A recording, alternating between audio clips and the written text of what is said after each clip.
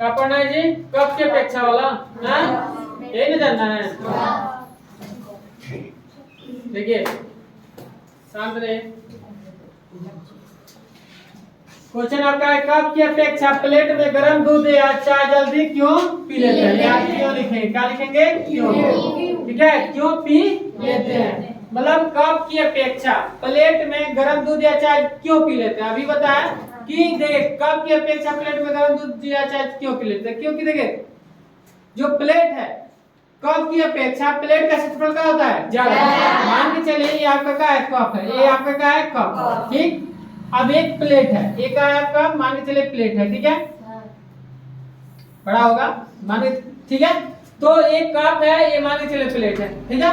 तो इसमें अगर चाय आप रखिए ये या दूध रखिए, इसमें चाय या दूध रखिए, ठीक है, तो देखिएगा इसका क्षेत्रफल क्या है? कम है, और इसका क्षेत्रफल तो इसका जब क्षेत्रफल कम है तो इसका इसमें वाष्पीकरण क्या होगी? कम होगी, मतलब वाष्पन कम होगा। लेकिन इसका क्षेत्रफल क्या है? ज्यादा, इसका इसमें जल्दी वाष्पीकरण हो जाएगा, तो जल्दी इसमें क्या हो जाएगी? दूध या चाय जल्दी इसमें ठंडा हो जाएगी, लेकिन इसमें ठंडा होने में क्या लगेगा? समय। ठीक है, इसलिए इसमें हम जल्दी दूध या चाय जल्दी पी लेते हैं। बात समझ में? क्योंकि क्षेत्रफल बढ़ जाने से वाष्पीकरण की दर बढ़ जाती है, और क्षेत्रफल कम होने से वाष्पीकरण की दर कम हो जाती है। बात समझ में आ रहा है? अगर कोई पूछे कि अगर एक और चीज की मान के चलिए कटोरा है, ठीक है, कटोरा है, एक थाली ले लीजिए, थाली, ठीक है, तो थाली में मान के चलिए थाली है, ठीक है, तो थाली में हम इसमें दूध डाल दे, इसमें हम दूध डाल दे, मान के चलिए आधा लीटर, तो अब इसका क्षेत्रफल क्या आ जाएगा? कटोरा का कम रहता है तो वाष्पीकरण की दर कम होगी, लेकिन इसका जो प्लेट होता है उसका क्षेत्रफल क्या होता है? ज्यादा, उसमें वाष्पीकरण की दर ज्यादा होगी, तो जल्दी उसमें क्या हो जाएगी? दूध या जल्दी चाय जल्दी ठंडा हो जाएगी, इसलिए हम जल्दी उसमें थाली में रहेगा तो जल्दी हम पी लेंगे। बात समझ में आ रहा है? तो एक चीज हमें याद रखना है, जिसमें अगर जिसका क्षेत्रफल ज्यादा होगा वाष्पन की दर ज्यादा होगी, और जिसका क्षेत्रफल कम होगा उसमें वाष्पन की दर कम होगी। तो जिसका क्षेत्रफल ज्यादा होगा तो वाष्पन ज्यादा होगा, तो इसलिए उसमें जल्दी ठंडा हो जाएगा तो हम पी लेंगे। बात समझ में? और जिसका क्षेत्रफल कम होगा उसमें वाष्पीकरण की दर कम होगी, तो ठंडा होने में समय लगेगा, इसलिए हम पीने में भी समय लग जाएगी। बात समझ में आ रहा है? तो क्षेत्रफल बढ़ने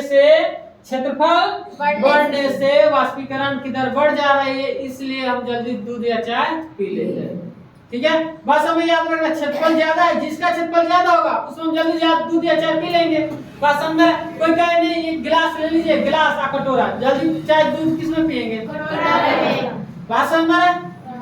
बोले अब समझे। हम कहे कि एक बोतल है ना, मान के चलिए मिल्टन का बोतल आता है, थर्मस देखे ना जी, उसमें हम दूध या चाय डाल दिए ना, एगो लोटा में डाल दिए दूध चाय, जल्दी पिए किसमें? क्योंकि उसका थोड़ा क्षेत्रफल ज्यादा तो वाष्पीकरण जल्दी होगी, और उसमें थोड़ा सा ही क्षेत्र रहता है उसमें ना जी, ढक्कन कसने वाला, उसमें निकलने में वाष्पन होने में समय लगेगी, इसलिए उसमें जल्दी दूध या चाय जल्दी ठंडा नहीं होगी।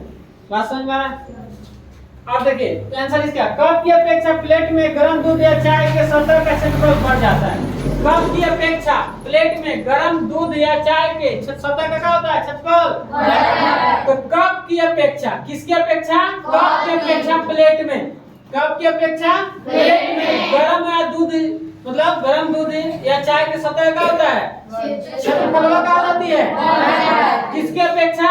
कप की अपेक्षा प्लेट। किसका क्षेत्रफल ज्यादा होता है? कप के प्लेट के, तो इसलिए सतह का क्षेत्रफल बढ़ जाता है, जिससे वाष्पीकरण की दर बढ़ जाती है, बढ़ जाती है। क्षेत्रफल बढ़ गया तो वाष्पीकरण की दर बढ़ गया, क्षेत्रफल घट गया तो वाष्पीकरण की दर घट गया।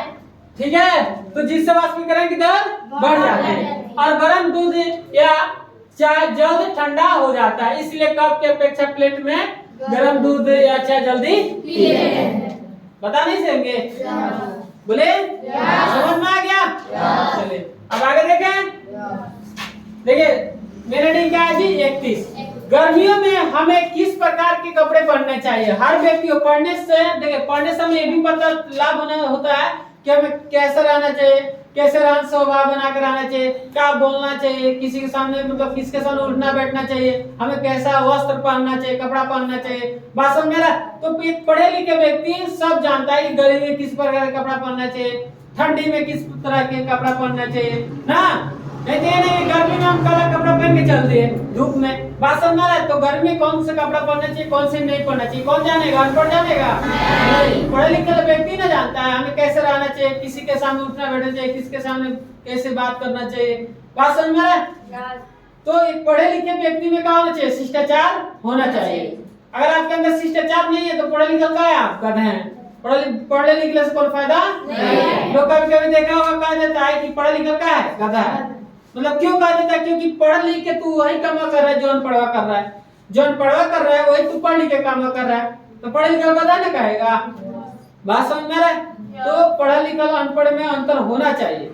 बात समझ में आ रहा है? तो वही देखिए गर्मी में हमें किस प्रकार के कपड़े पहनना चाहिए ये आपको पता होना चाहिए। पढ़ लिख रहा है तो किस प्रकार का कपड़ा पहनना चाहिए हमें? तो हाँ, गर्मियों में हमें सूती कैसा कपड़ा पहनना चाहिए? सूती। गर्मियों में हमें सूती और सफेद या हल्के रंग का कपड़ा, ठीक है? बात समझ में आ रहा है? अब कोई पूछेगा गर्मी में सूती कपड़ा का है पहनना चाहिए, सफेद का है पहनना चाहिए, हल्का रंग का है पहनना चाहिए, तो क्यों पहनना चाहिए? देखिए क्योंकि सूती कपड़ा अधिक पसीना सोखता है। सूती कपड़ा का अधिक पसीना सोखेगा कि पॉलिस्टर सोखेगा? सूती कपड़ा अधिक सोखता है पसीना। और सफेद या हल्का रंग का कपड़ा उष्मा का अच्छा प्रवर्तक होता है। मतलब सफेद या हल्का रंग का जो कपड़ा होता है उष्मा का अच्छा क्या होता है? प्रवर्तक होता है, ठीक है? और जिससे हमें ठंडापन महसूस होती है। जिस समय क्या महसूस होती है? कहने का मतलब ये है जब गर्मी में हम मान के चलिए गर्मी की धूप निकल रहा है, गर्मी में हम काला कपड़ा पहने तो काला कपड़ा क्या करेगा? वो तो मान के चलिए सूती पहने काला पहने, मान लो गर्मी सोख लेगा, लेकिन क्या होगा? वो प्रकाश को परावर्तन नहीं करेगा, प्रकाश को परावर्तन नहीं करेगा, प्रकाश को अपने से दूर नहीं करेगा, सब प्रकाश को अपने पास ही रख लेगा। कहने का मतलब ये है पर सूर्य के प्रकाश में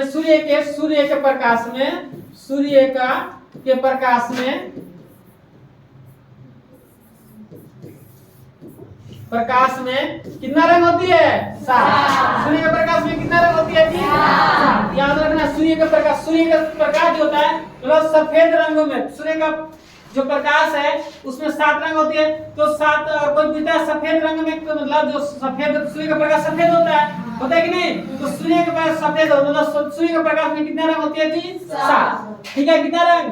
7। याद रहेगा सूर्य के प्रकाश में कितना रंग? 7। अब 7 रंग देखिए कौन कौन होता है, याद करने का एक शब्द है बेजानी नाला, ठीक है? याद रहेगा ना जी? देखिए याद करने का तरीका देखिए बैगनी, जामुनी, नीला, हरा, पीला, नारंगी और लाल। तो सूर्य के प्रकाश में 7 रंग होता है। अब क्या होगा कि 7 रंग मतलब सूर्य के प्रकाश में 7 रंग होता है और जब सूर्य का प्रकाश पड़ेगा तो बताइए जो कालापन है उस 7 रंग को क्या करेगा? अवशोषण कर लेगा, अपने पास रख लेगा, ठीक है? तो जब अपने पास रखेगा तो आप बताइए गर्मी होगी कि नहीं होगी? अपने से दूर हटाएगा तब ना होगी गर्मी। बात समझ? तो वही अगर वही हम क्या करें कि अलग दूसरे कलर का हम कपड़ा पहने, जैसे सफेद रंग का कपड़ा पहने, ठीक है? तो क्या करेगा? उस सभी रंगों को क्या करेगा? परिवर्तन करेगा, मतलब अपने से दूर हटाएगा। बात समझ में आ रहा है? तो इसलिए गर्मी कहाँ होगी आपको? कम लगेगी। अब कहने का मतलब ये है कि मान के चलो हम आग हमारे लगे है तो हमें गर्मी होगी कि नहीं होगी? वही आग को थोड़ा दूर हटा देंगे तो हमें गर्मी होगी लेकिन कम होगी। बात समझ में आ रहा है? तो इसलिए हमें किस रंग का कपड़ा पहनना चाहिए?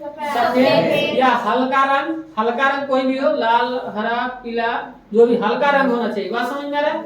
और सूती होना चाहिए, पॉलिस्टर का कपड़ा पहनना नहीं चाहिए। पॉलिस्टर का कपड़ा पहनेंगे तो क्या होगा? ये पूरा एकदम भीग जाएगा, सूखता पसीना नहीं है। बात समझे? शरीर पर चिता हो जाएगा।